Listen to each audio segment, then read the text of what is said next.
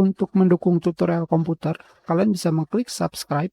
Halo, selamat datang di tutorial komputer. Tutorial kali ini mengenai apakah yang harus kalian lakukan dengan file unconvert dengan file ekstensi cr download.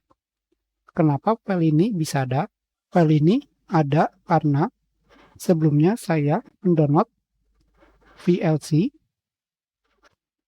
tetapi terjadi kendala internet. Jadi ini adalah file atau bagian file dari file VLC. Jika gagal, tentu saja kalian bisa menghapusnya. Tetapi jika kalian ingin melanjutkan download dengan mengklik resume,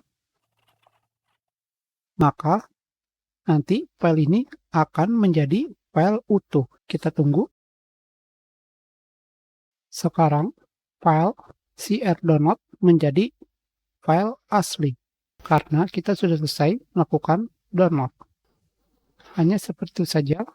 Jadi bisa dibilang cr download adalah file sementara kita sudahi. Terima kasih.